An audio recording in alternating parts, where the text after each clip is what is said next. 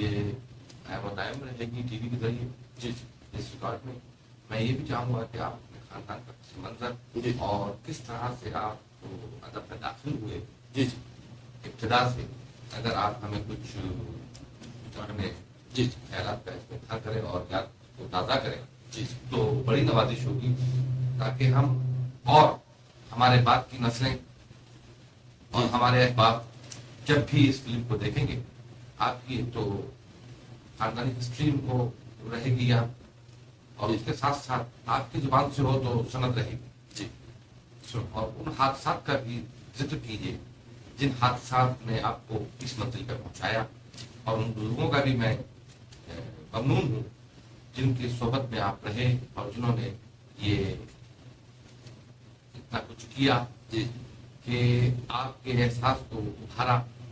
ویسے تو آپ صاحب احساس ہیں، صاحب دل ہیں، آپ دلوں کو مول لیتے ہیں.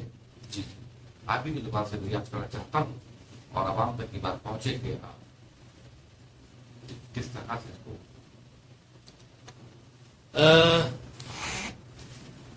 اس سلسلے میں عرض یہ ہے مختصراً کہ میرے والد صاحب کا نام تھا محمد ابراہیم. وہ آدم پور ضلع جلندھر میں میرے خیال ایک قصبہ تھا، وہاں کے رہنے والے تھے. اپنی جوانی میں لاہور آ گئے تھے. یہیں آ کے انہوں نے لکڑی کا کاروبار شروع کیا، بادامی باد لاہور میں، اور اپنی آخر عمر تک اسی کاروبار سے منسلک رہے. وہ جالندھر میں ایک مولوی صاحب تھے، ان کے شاگرد تھے. ان کے پاس انہوں نے کچھ دینی تعلیم حاصل کی تھی، اور یہ فارسی کتب اس وقت جو حصہ ہوا کرتی تھی دینی تعلیم کا، شیخ سعدی کی بودا گلستان اور بوستان، اور حافظ ایسے انہیں کثرت سے فارسی شعر یاد تھے. تو بہرحال وہ یعنی بعض بڑی عجیب چیزیں تھیں ان میں. مثلا یہ کہ وہ جب لاہور آئے تو انہوں نے ایک بار مجھے بتایا، بڑے سخت گیر سخت طبیعت آدمی تھے. بچپن خاص طور پہ ہمارے بچپن میں بڑے سخت طبیعت کے آدمی تک گھر میں آ جاتے تھے تو ایسے سناٹا طاری ہو جاتا تھا کہ کسی کو یعنی کھانسنے کی بھی ضرورت نہیں ہوتی تھی. تو اس دور میں سلسلے ایسے تھے کہ بزرگ یہ سمجھتے تھے کہ یعنی دباؤ میں رکھنا جو ہے وہ عین زندگی ہے. بعد آج تو پیمانے تبدیل ہو گئے نا. آج یعنی آج کا دور جو ہے وہ سوچتا ہے کہ اولاد جو ہے اس سے دوستی ہونی چاہیے. وہ اس دور میں یہی ہوتا تھا کہ ایک پنجابی مثال تھی، پنجابی کہا کرتے تھے کہ کھلاؤ سونے کا نوالا لیکن دیکھو شین کی آنکھ، شین کی مطلب شیر کی آنکھ، شیر کی آنکھ سے دیکھو اور کھلاؤ سونے کا نوالا. یہ اس دور میں ہوتا تھا اصول. تو یہ پورا ہمارے گھر میں یہ اصول چلتا تھا. بے پناہ نمازی پرہیزگار آدمی تھے. والدہ بھی اس دور میں سارے بزرگ ہوا کرتے تھے. بات یہ ہے کہ اس دور میں فقر و فاقہ مسلمانوں میں بڑی کثرت سے تھا، اور آپ کو پتا ہے کہ اسی دور میں ہی خدا زیادہ یاد آیا کرتا ہے. تو سارے اکثریت جو ہوتی تھی ان دنوں میں بڑی یہ تو بس مذہب میں دلچسپی لیتے تھے اور دینی کاموں کو کرتے تھے. ویسے بھی چونکہ تحریک آزادی کے دور کے لوگ تھے. یہ جو ہمارے ماں باپ ہیں یہ ہم سب کے یہ اسی پیریڈ کے لوگ ہیں جس پیریڈ میں تحریک آزادی چل رہی تھی. یہ قدرت کا ایک انعام تھا کہ اس دور میں ہر فیلڈ آف لائف میں ایسی نادر الوجود ہستیاں بے شک منظر عام پہ آئیں کہ ہم حیران ہیں کہ یہ سب لوگ اکٹھے کیسے ہو گئے تھے.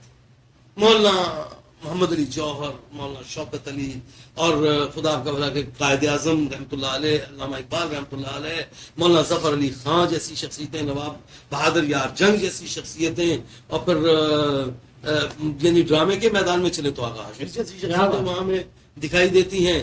اس حاصل قیاس کے اس دور کے لوگوں کو آپ گن نہیں ہے. نواب سلیم اللہ خان جیسے لوگ، مولوی فضل حق جیسے لوگ، یہ کوئی ایک ضلع، کوئی ایک پروونس، کوئی ایک خطہ نہیں تھا ہندوستان پاکستان کا کہ جس میں بڑے بڑے لوگ اس دور میں پیدا نہیں ہوئے اور جنہوں نے مل جل کے پوری قوم کی رہنمائی نہیں کی.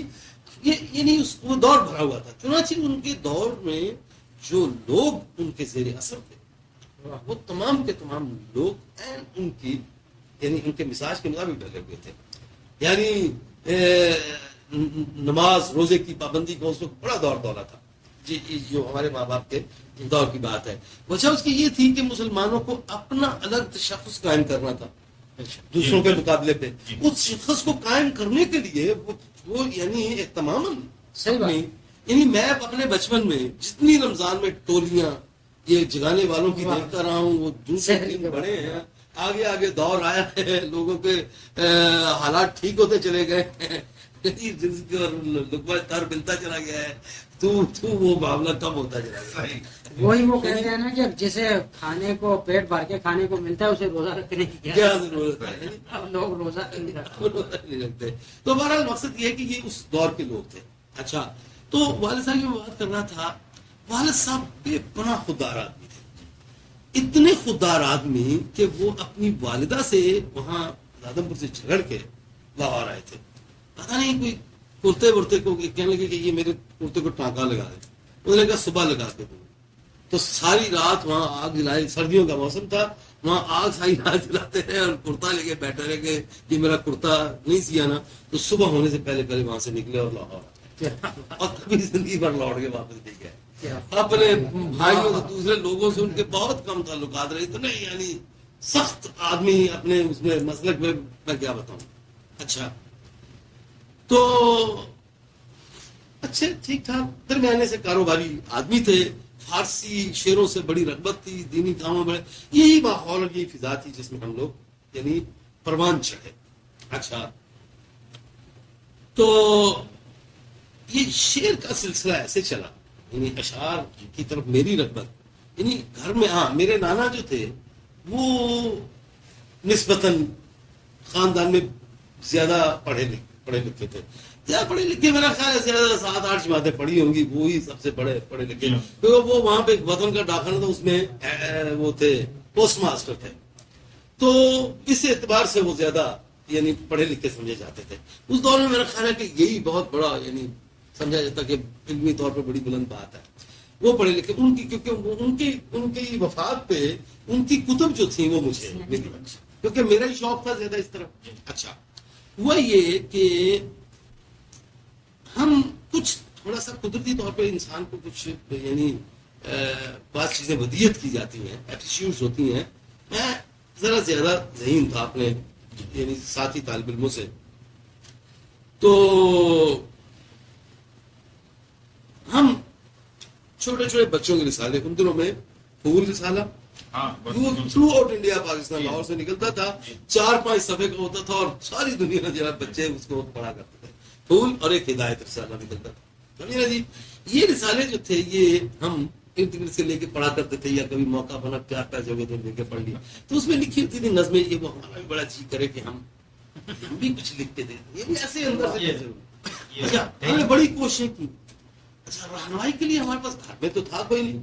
والد صاحب تو اس سے تو یہ کہہ رہا کہ یہ میری نظم ہے, یہ تو ایک ایسی بات تھی کہ اپنی ٹانگیں توڑوا جی, یہ امکان ہی نہیں تھا کہ ایسی سے.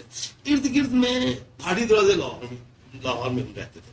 وہاں پہ اگرچہ یعنی علمی جزیرے بھی بڑی تھی, بدماش لوگ بھی بڑے تھے. علامہ صاحب نے بھی زندگی کا بیشتر حصہ وہاں پہ گزارا, اور ایک حکیم احمد شجاع پاشا صاحب نے تو ایک بار ایک مضمون لکھا تھا چیلسی آف لاہور کے نام سے. انگلستان میں اکثریت ادبا اور شعراء کی چیلسی میں ہوئی ہے. تو لاہور میں انہوں نے لکھا, انہوں نے تو کوئی 1,500 ادیب شاعر اور پتہ نہیں کون کون سا آدمی گنا دیا جو وہاں اس ایریے میں رہتا تھا, مگر ہم سے کوئی نہیں ملا. ہم تو اپنے طور پہ ہی کوششیں کرتے رہے کہ کسی طرح سے کچھ ہو جائے. تو مجھے یہ یاد ہے کہ شاید 5वीं-6वीं جماعت میں میں نے ایک نظم لکھی, اے کاش میں طائر بن جاؤں. اچھا جی, اے کاش میں طائر بن جاؤں. اور مجھے یاد نہیں لیکن رسالہ وہ پڑا ہوا ہے گھر پہ پاکستان میں, اے کاش میں طائر بن جاؤں. وہ نظم لکھ کے نا ڈرتے ڈرتے میں نے سدا بہار ان دنوں میں ایک رسالہ نکلا تھا اردو کا بچوں کا, اس میں بھیجی تھی. جب وہ بھیجی نظم تو ایڈیٹر نے اس کو کچھ ٹھیک ٹھاک کر کے چھاپ دیا. اب وہ میں چوری چھپے گیا ایک اسٹال پہ, وہاں سے رسالہ خریدا, دیکھا تو میری نظم اس میں. میں تو پاگل ہو گیا. مگر اب ڈروں کہ والد صاحب کو پتا چلا نا تو انہوں نے مار مار کے میرا اجر کر دیا. اچھا ہمارے قریب ایک دن بہو عبد القریب وہ لاہور کارپوریشن میں انسپیکٹر تھے. میں یوں چوری چھپے یوں دیکھ رہا ہوں تو وہ اوپر قریب سے گزرے کہا کیا پڑھ رہا ہے کیا مطلب. ان دنوں بزرگ جو تھے ان کی عادت ہوتی تھی یہ دیکھتے رہنا کہ یہ کوئی غلط چیز تو نہیں پڑھ رہا ہے. سارے محلے کے سارے بچوں محلے کی کے اصلاح بزرگ کرتے ہوتے ہیں. تھے، کیا کیا یہ دیکھتے رہنا کہ یہ کوئی کام غلط تو نہیں کر رہا ہے. اس نے کہا ہے کیا پڑھ رہا ہے. اس نے جو دیکھا تو ایک نظم لکھی ہوئی اس میں انہوں نے پڑھی تو لی کیا بات ہے یہ بڑی اچھی بات ہے. مجھے کچھ حوصلہ ہوا. انہوں نے جائے میرے والد صاحب سے کہا اب میری ٹانگیں کام نہیں سینہ چھوٹا ہے کہ پتہ نہیں کیا میرا اثر ہوگا. انہوں نے جا کے مبارکباد دی کہ جناب بڑی مبارک ہو آپ کے بیٹے نے نظم لکھی ہے. والد صاحب نے کہا کہ اچھا خیر وہ بہو تو کیا کہ چلے گئے نا. میں باہر بیٹھا ہوں اور سوچ رہا ہوں کہ یا اللہ خیر دعائیں مانگ رہا ہوں. انہوں نے مجھے بلایا ادھر آؤ. کیا ہے. میں نے کہا نظم لکھی ہے. کہیں گے اب کوئی پڑھا بڑا کرو ان سے کیا بنتا ہے نظموں وظموں سے کچھ نہیں ہوتا. یہ میری ساری کی ساری کو پتہ جو تھی نا وہ مفلوج ہو گئی اس چیز سے. بہرحال یعنی عجیب بات میں آپ کو بتاؤں کہ اسی وقت مجھے ایک واقعہ یاد آتا ہے. بعد میں جب آخری وقت تھا ان کا تو ایک روز میں نے ایک ٹی وی مشاعرے میں یہ نظم کی جا رہا میں نے پڑھی تو بڑی اس کی تعریف ہوئی. تو اس دنوں وہ کچھ بیمار تھے کمزور ہو گئے ہوئے تھے زیادہ تر گھر میں رہتے تھے. تو میں جب ٹی وی سے واپس آیا تو ایک عورت نے سیالکوٹ میں وہ نظم ریڈیو پہ سنی. سوری ٹی وی پہ نہیں ریڈیو پہ نظم پڑھی. تو سیالکوٹ میں سنی. بوڑھی عورت تھی. انہوں نے اپنے 2 بیٹوں کو اسی وقت بھیجا کہ یہ نظم لے کے آؤ. بڑی پسند آئی انہیں. تو انہوں نے آ کے دروازہ کھٹایا. میں گھر پہ آیا دروازہ کھٹایا. والد صاحب اٹھے انہوں نے دروازہ کھولا تو مجھے بلایا. وہ پھر پاس ہی بیٹھ گئے. ان لوگوں نے کہا کہ جی ہم سیالکوٹ سے آئیں گے نظم آتے. میں نے زندگی میں پہلی بار ان کے چہرے پہ مسکراہٹ دیکھی کہ یہ کوئی اچھا کام کر رہا ہے. پہلی بار. اس کے بعد پھر وہ وفات تک وہ ہلکا سا یعنی جب بھی کبھی نظمیں سنانی ریڈیو میں ٹی وی پہ یا گھر میں یا شعراء نے آ جانا یا کچھ علماء نے یا ادباء نے آ جانا نا تو پھر وہ بیٹھے رہتے تھے. تو ہلکی سی ایک زیادہ بس ایک ہلکی سی مسکراہٹ. یعنی میں یہ سمجھتا ہوں کہ زندگی کی سب سے بڑی داد وہ مسکراہٹ ہوا کہ میں اپنے والد صاحب کے دل میں یہ بات پیدا کر سکا کیا بات کہ میں نے زندگی میں کچھ کیا ہے. ورنہ میں یہ سمجھتا تھا کہ وہ زمین کے تمام انسان مجھے داد دیتے رہے. وہ کوئی معنی ہے ماشاء اللہ. جس کا میں نشان ہوں واہ واہ. اس کی نہیں داد مجھے مل رہی تو پھر کچھ بھی نہیں ہے. آپ دیکھیے میرے اس میں آگے بڑھنے کا قدم در قدم یہ بھی بہت بڑا سبب تھا کہ میں نے ساری زندگی اپنے والد صاحب کو قائل کرتے ہوئے لگا. کیا بات کیا بات. ساری زندگی انہیں قائل کرتے ہوئے لگا دی کہ اچھا اب وجہ اس کی دیکھیے. میں آج آپ کو بتاؤں کہ کیا وجہ کیا تھی. میں نے اس پہ بڑا غور کیا انالیسس کرتا رہا کہ یہ بات کیا تھی. یہ میرے اس کام کو پسند کیوں نہیں کرتے تھے. بات یہ ہے کہ جس شخص کو بوستان اور گلستان زبانی یاد ہو اس کا معیار پرکھنے کا شیخزادی کی راضی ہے. اسے کتنے ایرے گہرے کی چیز پسند کیسے آ سکتی ہے. صحیح بات ہے. یہ تھی بات. اس اس وجہ سے وہ یعنی ورنہ میں سمجھتا ہوں کہ ماں باپ کو اولاد کی ادا پسند ہوا کرتی ہے. تھوڑا سا بھی ان میں کوئی قابل یعنی تعلیم چیز نظر آئے. تو یہ میں نے ایک اسکیچ سا اپنے والد صاحب کا دیا کہ جن کے زیر سایہ میں نے ساری زندگی بسر کی. اس کے مقابلے میں میری والدہ جو تھیں وہ بالکل درویش سے عورت تھی. یعنی خاموش طبع تھیں اور اتنے دبدبے کے باوجود اتنے یعنی والد صاحب کے اتنے دبدبے کے مقابلے پہ وہ سراپا یعنی جیسے ایک بالکل حلیم طبع اور بالکل پیار اور محبت میں ڈوبی شخص. یہی بیلنس تھا جس وجہ سے ہم لوگ ایڈجسٹ کر سکتے. ورنہ اتنی سخت فضا میں اگر ہمیں اتنا ہی شدت کا پیار نہ ملا ہوتا وہاں سے تو بڑی مشکل بات ہوتی. لیکن یہ بیلنس جو تھا یہ بڑا عجیب طریقے سے تقریباً تمام بہنوں بھائیوں میں ہمیں آ گیا. کیا ایک طرف خوفناک قسم کی خودداری اور دوسری طرف لوگوں سے پیار کرنا ایمانداری سے پیار ٹوٹ کر پیار. یہ پورے گھر کی فضا اس طرح سے ڈیولپ ہو گئی. تو یہ سلسلہ اب باقی اس سے آگے میں زندگی میں خوفناک حد تک اس بات کا قائل ہوں کہ خاندانیت جسے کہتے ہیں وہ کوئی چیز نہیں. ہم تو ویسے ہی ہمارے پیچھے سے کوئی نہیں چلا آ رہا، یعنی کوئی قابل ذکر شخصیت نہیں ہے، لیکن میں یہ سمجھتا ہوں کہ جس کے ہو بھی نا بنیادی طور پہ دنیا نے تو اس کی ذات کو پہچاننا ہے. صحیح بات، بالکل پیچھے سے جو چلا آ رہا ہے اس کا کوئی مفہوم نہیں ہوا کرتا. صحیح بات. مسلمان میں سب سے بڑی یہ خوبی ہونی چاہیے کہ وہ بدرم سلطان بدھ کی ہاں، کیفیتوں سے نکل جائے، واہ واہ. اس سے مبرہ ہو اور وہ پیورلی اپنی ذات کو سامنے رکھے کہ میں کیا ہوں. یہی قرآن ہے. بے شک. جی قرآن کے مطابق بھی آپ کی اپنی ذات سب سے بناتا ہے. سمجھے نا جی. تو اسی یعنی اصول پہ شروع سے ہم نے عمل کیا، تو یہی سوچا کہ ہم کیا ہیں. سمجھے نا جی. لہذا جو کچھ بھی تھوڑے بہت حصول ہوا وہ اسی نقطہ نظر سے ہوا. تو یہ ہے فضا. یعنی اس کے بعد یوں سمجھ لیجیے کہ ہم سب بہن بھائی لاہور کی پیدائش ہیں، اور یعنی ہمارا بچپن میں کہیں تو ایک بار وہاں آدم پور جانا ہوا والدہ کے ساتھ. یا والدہ جو تھی میری وہ وہاں کانگڑے کے پاس، کانگڑا اس سے آگے ایک جگہ تھی آدم پور سے آگے ادھر شوالک کی سائڈ پہ، وہ وہاں کی تھی. تو شادی میرے والد صاحب کی لاہور میں ہوئی تھی. بہرحال یہ لوگ پیچھے سے منسلک تھے، خاندان ایک ہی تھا. جی خاندان ایک ہی تھا. تو ان کی شاید تو یہیں پہ لاہور میں اس کے پاس ساری چیزیں رہے. یہ ہے مختصر سی کیفیت. جزاک